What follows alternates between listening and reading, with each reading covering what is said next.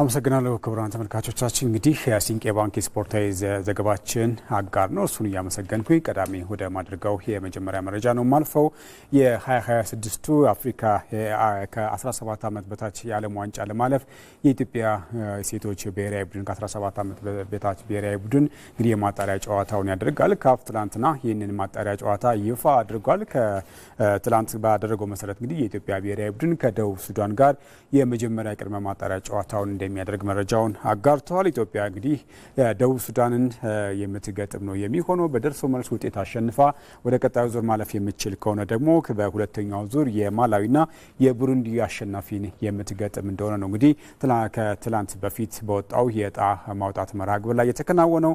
በዚህ መሰረት እንግዲህ የመጀመሪያ ጨዋታዎች ከሚያዝያ 2 እስከ 4 ባሉት ቀናት የሚከናወን ሲሆን የመልሱ ጨዋታ ደግሞ ከሚያዝያ 9 በሳምንቱ ከሚያዝያ 9 እስከ 11 ባሉት ቀናት ውስጥ የመጀመሪያው ዙር የ2026 የሴቶች ከ17 ዓመት በታች ዓለም ዋንጫ ማጣሪያ እንግዲህ ጨዋታዎች የሚከናወኑ ነው የሚሆነው። የኢትዮጵያ ብሔራዊ ቡድን እንግዲህ ደቡብ ሱዳንን ወይም ደግሞ ከማላዊና የቡሩንዲ አቻቸውን በደርሶ መልስ የሚያሸንፍ ከሆነ ምናልባት ደግሞ በምድብ ድልድል ውስጥ ቀጣይ የዓለም ዋንጫ ተሳታፊ የሚያደርገውን መርሃ ግብር የሚያገኝ ነው የሚሆነው። ስለሆነም እንግዲህ የኢትዮጵያ ከ17 ዓመት በታች ብሔራዊ ቡድን ሚያዝያ 2 እስከ 4 ባሉት ቀናት ውስጥ እንግዲህ የመጀመሪያ ጨዋታውን ከደቡብ ሱዳን ጋር የሚያደርግ ነው የሚሆነው። ሌላው የአትሌቲክስ ጉዳያችንን ስንመለከት ትላንትና እንግዲህ በዓለም አትሌቲክስ የፕላቲኒየም ደረጃ የተሰጠው የዣሚን ማራቶን በቻይና በዣሚን ትላንትና ተከናውኖ ነበረ። በተለይ ይህ የፕላቲኒየም ደረጃ ያለው የመጀመሪያው የጎርጎሮሳውያኑ የ2026 ከገባ በኋላ የመጀመሪያው የፕላቲኒየም ውድድር ነው። በዚህ ውድድር እንግዲህ ኢትዮጵያውያኑ ከ1 እስከ 3 ያለውን ደረጃ በሁለቱም ጾታዎች አሸናፊ ሆነዋል።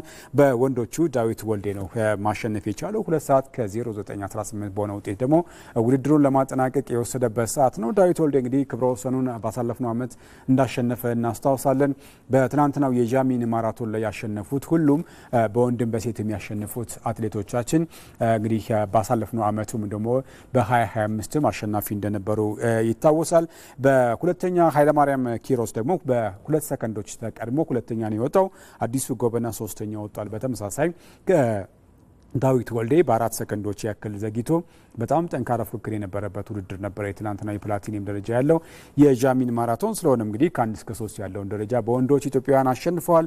በሴቶችም በተመሳሳይ ከ1 እስከ 3 ያለውን ደረጃ ይዘው የወጡት ሴቶችና ኢትዮጵያውያን አትሌቶች ናቸው።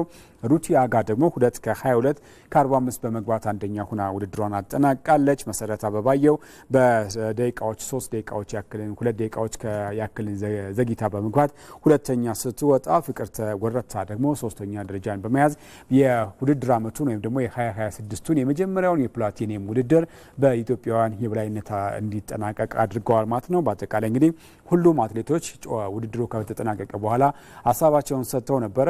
በተለይ ክብረ ወሰኖችን ለማሻሻል ለመሮጥ አስበው ነበረ። ነገር ግን ያንን ማድረግ እንዳልቻሉ ከአሸነፉ በኋላ ሀሳባቸውን ሰጥተዋል። ሌላው በሱፐር ካፕ ወይም ደግሞ በስፔን አሸናፊዎች አሸናፊ ዋንጫ ትናንትና ተከናውኖ ነበረ። በተለይ 263ኛው ኤል ክላሲኮ ጨዋታ በሳውዲ አረቢያ ንጉስ አብደላ ስታዲየም ተከናውኖ ነበረ። ይህ ጨዋታ ባርሴሎና ለተከታታይ ለሁለተኛ ጊዜ ሻምፒዮን የሆነበትን ውጤት አስመዝግቧል። በኤል ክላሲኮ ጨዋታ እንግዲህ 5 ግቦች ተቆጥረውበታል። ሪያል ማድሪድን 3-2 በማሸነፍ እንግዲህ ባርሴሎና በታሪኩ ለ16ኛ ጊዜ የሻምፒዮንሺፕ ወይም ደግሞ የአሸናፊዎች አሸናፊ ዋንጫን ከፍ ያደረገበትን ምሽት አሳልፈዋል ማለት ነው። እንግዲህ እንደምናስታውሰው ከ2020 ጀምሮ የስፔን እግር ኳስ ማህበር ወይም ደግሞ የስፔን እግር ኳስ የበላይ አስተዳዳሪ የስፔን አሸናፊዎች አሸናፊ ዋንጫን 2 ክለቦች ብቻ ነበር ሲሳተፉበት የነበረው ከዚህ በፊት። ነገር ግን ከ2020 በኋላ 4 ክለቦች በተለያዩ ውድድሮች ውጤታማ የሆኑ ክለቦች ተሳታፊ ሆነው በዚህ ዓመትም 4 ክለቦች ተሳታፊ ነበሩ። አትሌቲክ ቢልባኦና አትሌቲኮ ማድሪድ ደግሞ በዚህ 4 ክለቦች በተሳተፉበት በሳውዲ አረቢያ በተካሄደው ውድድር ላይ ተሳታፊ ነበሩ። በተለይ በግማሽ ፍጻሜው ማድሪድ ደርቢ ላይ ሪያል ማድሪድ አትሌቲኮ ማድሪድን አሸንፎ ነበር ለፍጻሜ ደረሰው። በባርሴሎና ደግሞ አትሌቲክ ቢልባኦን አሸንፎ ነበር ለትላንት ምሽቱ ኤል ክላሲኮ ፍጻሜ ደረሱት።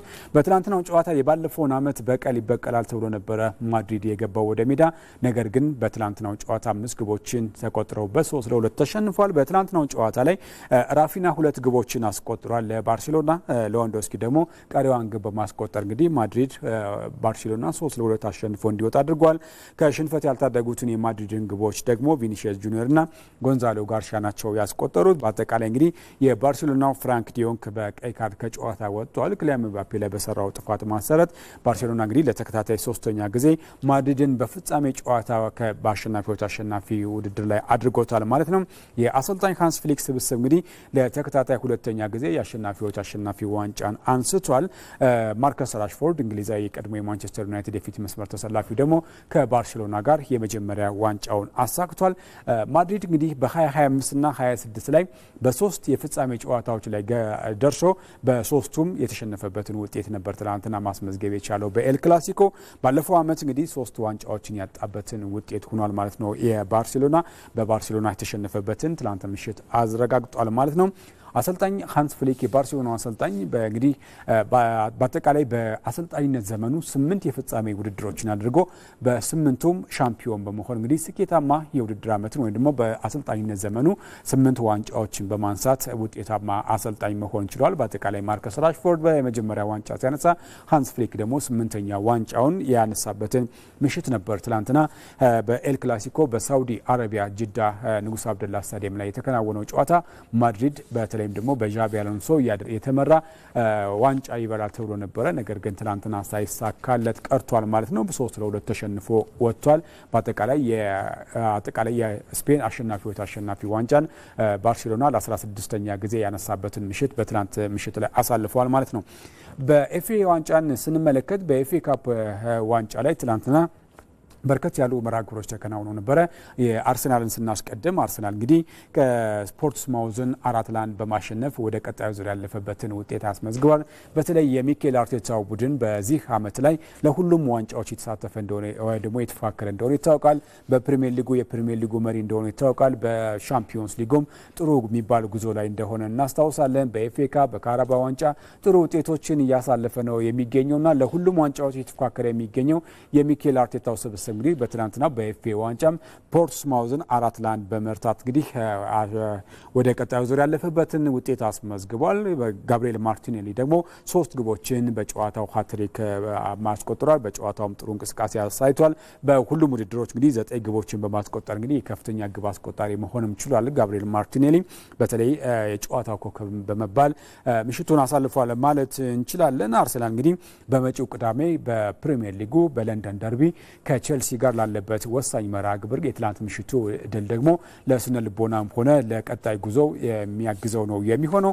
ማንቸስተር ዩናይትድም በሌላ በኩል ትላንትና ጨዋታውን አድርገው ነበር ከብራይተን ሆቭ አልቢዮን ጋር። በትላንትናው ጨዋታ እንግዲህ በቀድሞ የተጫዋቹ ግብ በተቆጠረበት ጨዋታ ላይ እንግዲህ ተሸንፎ ከውድድሩ የተሰናበተበት ውጤት ሆኗል።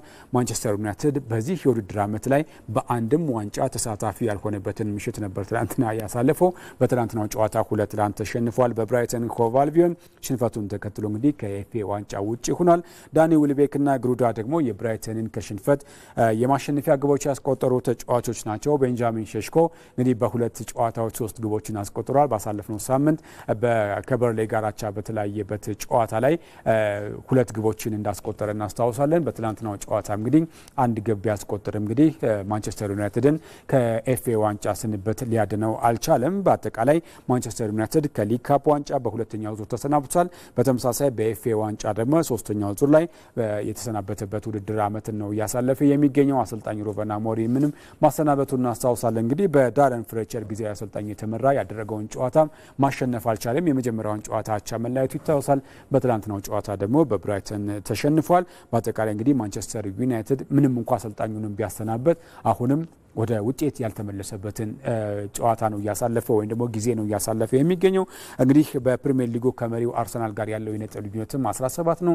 ስለሆነም እንግዲህ ከፕሪሚየር ሊጉ ተፎካካሪነትን በጣም እየራቀ የሄደበትን ውጤት እያስመዘገበ ከመሆኑ ጋር ተያይዞ ማንቸስተር ዩናይትድ አስከፊ የሚባል የውድድር ዘመናትን ባለፉት ዓመታት እያሳለፈ እንደሆነ ይታወቃል። ዘንድሮም ያንን ታሪክ እየደገመ ነው የሚገኘው። ከ111 ዓመታት በኋላ ነው በተለይ በኤፍኤ ዋንጫ በሶስተኛው ዙር የተሰናበተበትና ከዋንጫ ፉክክሮች ውጭ የሆነበትን ዓመት እያሳለፈ የሚገኘውና ስለሆነም እንግዲህ ማንቸስተር ዩናይትድ ከ1981-82 የውድድር ዓመት በኋላ በኤፍኤ ዋንጫ በጊዜ የተሰናበተበት የውድድር ዓመት ነው ማለት ይቻላል። በሌሎች ጨዋታዎችን ለመጠቆም ያክል ሊድስ ዩናይትድ ደርቢ ካውንቲን 3-1 አሸንፏል። ሁል ሲቲ ብላክበርን በመለያ ምት አሸንፈው ወደ ቀጣዩ ዙር ያለፈበትን ውጤት ነው ማስመዝገብ የቻለው። ዌስትሃም ዩናይትድን በተመሳሳይ አሸንፏል። የጣሊያን ሴሪን በምንመለከትበት ሰዓት ትላንትና ተጠባቂ የሆኑ መርሃግብሮች ነበሩ። በተለይ ተጠባቂ ከነበሩ መርሃግብሮች መካከል ኢንተር ሚላን ከናፖሊ ያገናኘው ጨዋታ ነበር። ይህ ጨዋታ ሁለታቻ ተጠናቋል። በጂሴፔ ሜአዛ ነው ይህ ጨዋታ የተደረገው። በተለይ 4 ሰዓት ላይ የተጀመረ ጨዋታ በመሆኑ ጋር ተያይዞ ኢንተር ሚላን ከሁለታቻ ተለያይቷል። በጨዋታው ስኮት ማክቶሚኔ 2 ግቦችን ለናፖሊ አስቆጥሯል። ፌዴሪኮ ዲ ማርኮና ሃካን ካናሃግሎ ደግሞ በፍጹም ቅጣት ምት ለኢንተር ሚላን ግቦችን አስቆጥሯል። በጨዋታው የኔፕልሱ ክለብ አሰልጣኝ የናፖሊ አሰልጣኝ አንቶኒዮ ኮንቴ 71ኛው ደቂቃ ላይ እንግዲህ ከቴክኒካል ኤሪያ ወይም ደግሞ ከአሰልጣኝነቱ በቀይ ካርድ የተሰናበተበት ምሽት ነበረ። ሁለቱም ክለቦች አንዳንድ ጨዋታ ይቀራቸዋል። ነገር ግን አሁንም በጣሊያን ዋንጫ ላይ ወይ ደግሞ በሴሪያው ላይ እየተፎካከሩ ይገኛሉ። ኤሲ ሚላንም ከፊዮሬንቲና ያደረገውን ጨዋታ አንዳቻ አጠናቋል። በፊዮሬንቲና ሜዳ ተከናውኗል። ክሪስቶፈር ንኩንኩ ለኤሲ ሚላን 90ኛው ደቂቃ ላይ አስቆጥሯል። ኮሙዙ እንግዲህ ፊዮሬንቲና መሪ አድርገው ነበረ። ነገር ግን ውጤት ይዞ መውጣት አልቻለም። ኤሲ ሚላን እንግዲህ ከመሪው ኢንተር ሚላን ጋር ያለውን የነጥብ ልዩነት ወደ አንድ ማጥበብ የሚችልበትን እድል ግን በትናንት ምሽቱ 2 ነጥብ መጣሉን ተከትሎ አበላሽቷል ማለት ይቻላል። ላዚዮ ከሄላስ ቬሮና ያደረገውን ጨዋታ በቪክቶር ኔልሰን በራስ ላይ ባስቆጠራት ግብ 1-0 አሸንፏል። ዛሬ ጁቬንቱስ ከክሬሞንሴ፣ ጄኖዋ ደግሞ ከካግላሪ የሚያደርጓቸው ጨዋታዎች ይጠበቃሉ። በጀርመን ቡንደስሊጋም ትናንትና 2 ያክል መርሃግብሮች ተደርገው ነበረ። በ16ኛ ሳምንት ባየር ሙኒክ ከወልቭስቦርግ ጋር ያደረገው ጨዋታ 9 ግቦች ተቆጥረውበታል። ባየር ሙኒክ 8-1 በሆነ ውጤት ጨዋታውን ረቷል። በጨዋታው ሚሼል ኦሊሴ 2 ግቦችን አስቆጥሯል። ሃሪኬን፣ ሉዊስ ዲያዝ፣ ራፋኤል ጉሬሮ፣ ሊዮን ጎርቴስካና ፊሸርና ምርኩዝ በራሳቸው ግቦች ባስቆጠሯቸው ግቦች 8-1 በሆነ ውጤት ወልቭስቦርግን በማሸነፍ መሪነቱን አጠናክሯል።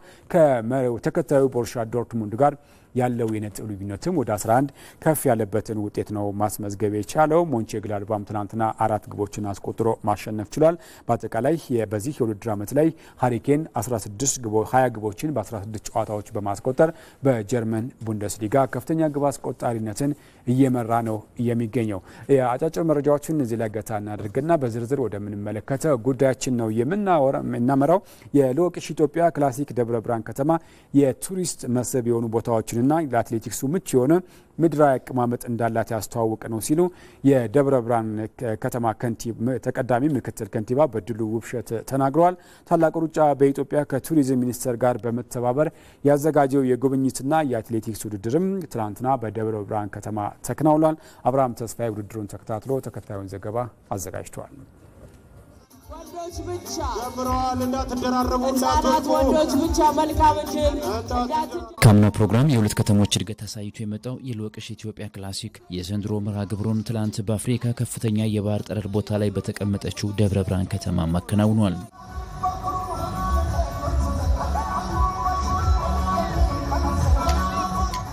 ታላቁ ሩጫ በኢትዮጵያ ደብረ ብርሃን ላይ ውድድር ሲያከናውን ለመጀመሪያ ጊዜ ቢሆንም ማህበረሰቡ ለስፖርት ያለውን ፍላጎት በሚገባ ያሳየበት ቀንም ሆኖ አልፏል። ደብረ ብርሃን ከጠበቅነው በላይ ነው የሆነብን። የመጀመሪያችን ነው ስንመጣ ወደ ደብረ ብርሃን። የከተማው አቀባበል፣ የህዝቡ የወጣበት መንገድ፣ የተሳትፎም ቁጥር በራሱ ትልቅ ቁጥር ነበረው። እንደ ታላቁ ሩጫ ደግሞ የመጀመሪያ የሞከርንበት የሀገር አቋራጭ የማስ ውድድርን እንደ ታላቁ ሩጫ ለመጀመሪያ ጊዜ ያደረግንበት የ42 ኪሎ ሜትርም የዱላ ቅብብል ለመጀመሪያ ጊዜ ያዘጋጀንበት ውድድር ነበረና በአጠቃላይ ጥሩ ውድድር ነበር ያደረግነው። ይህ መርሃ ግብር 2 ዓላማዎች አሉት። የመጀመሪያው አትሌቲክስ ውድድር ሲሆን ሁለተኛው ደግሞ እግረ መንገዱን በከተማ የሚገኙ የቱሪስት መስህብ የሆኑ ቦታዎችን ማስጎብኘት። ይሄ ስፖርት ቱሪዝም ለኛ የሚጠቅመው ነገር ለሀገራችን የሚጠቅመው እንደ ሚኒስቴር መስሪያ ቤት እየሰራንበት ያለ ነው። አንድ ፕሮዳክት ስለሆነ አንደኛ ስፖርት ቱሪዝማችንንም መደገፍ ነው። ሁለተኛው ደግሞ በየቦታው ያሉንን የሀገራችንን እሴቶች ለዓለም ሕዝብም ለሀገራችንም ላሉትም ሁሉም በተዋወቅ በደንብ እንዲተዋወቅልንና ሁሉም ሰው ደግሞ ስለ ሀገራችን ያለውን አገነዛዘብ እንዲቀበለው ለማድረግ ነው።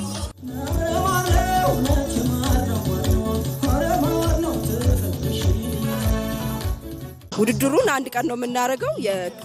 ከተማው ላይ በየከተማው ስንሄድ ያሉትን መዳራሾች ማየት ግን የ2 ቀን የ3 ቀን ፕሮግራም ነው አዘጋጅተን የምንመጣው። ስለዚህ ተሳታፊዎች እንደ ቤተሰብም እንደ ጓደኛም ተሰብስበው አካባቢ አይተው አዲስ ነገር አውቀው ከተማው ከምግብ ጀምሮ ብዙ ነገሮችን ኤክስፒሪየንስ አድርገው ነው የሚወጡት። ስለዚህ የቱሪዝም ሚኒስቴር አብሮን መስራት ውድድሩን ከሩጫም በላይ እንዲሆን በደንብ ረድቶናል። ታላቁ ሩጫ በኢትዮጵያ በትላንቱ መርሃ ግብር የማራቶን የቅብብል ውድድርን ጨምሮ በ6 ኪሎ ሜትር አዋቂዎች ምድብና ከ16 እንዲሁም ከ11 ዓመት በታች የታዳጊ ህጻናት ውድድርን ጨምሮ የማዕበል ሩጫዎችንም አከናውኗል። ውድድሩ አሪፍ ነው። ያው አሪፍ ነው። ትንሽ የአየር ንብረቱ ከበድ ይላል። ጧትም በመሆኑ ትንሽ ቀዝቃዛ ነው። ብርዱም በጣም ትንሽ ይከብዳል እና ውድድሩ አሪፍ ነው። አሪፍ የተወዳደር ነው። ታላቁ ሩጫ በኢትዮጵያ ወደ ከተማዋ በመምጣቱ በብዙ ነገሮች አትርፈናል የሚለው የደብረ ብርሃን ከተማ አስተዳደር መሰል ውድድሮች ቀጣይነት እንዲኖራቸውም ስራዎችን ከወዲሁ እንደሚሰራም አስታውቋል። ትልቅ አስተዋጽኦና ትልቅ ፋይዳ ያለው ፕሮግራም ነው። የአካባቢው ማህበረሰብም ይህን ፋይዳ በመረዳት በታላቁ ሩጫ ላይ በስፋት የተሳተፈበት ሁኔታ ነው ያለው። በእኛ በኩል እንግዲህ የፕሮግራም ተጠናክሮ እንዲቀጥል በከተማ አስተዳደሩ በጣም ደስተኛ ነን። አሁን በቱሪዝም ዘርፉም በአትሌቲክሱም የታዩትን ይዘን የበለጠ ደግሞ አካባቢውን የማልማት አካባቢውን የማስተዋወቅ ስራ አጠናክረን እንድንቀጥል ትልቅ አስተዋጽኦ ያደርጋል ብለን እናስባለን። የ2018 የልወቅሽ ኢትዮጵያ ክላሲክ በቀጣይ ሐዋሳ፣ ጅማ፣ በቆጂ፣ አርባ ምንጭና ሐረር በተመሳሳይ ውድድሮችን እንደሚያከናውንም አስታውቋል። ሌላው በዝርዝር የምንመለከተው ጉዳይ አንዱ ከእስር ቤት የወጣ ፕሬዝዳንት ነበር።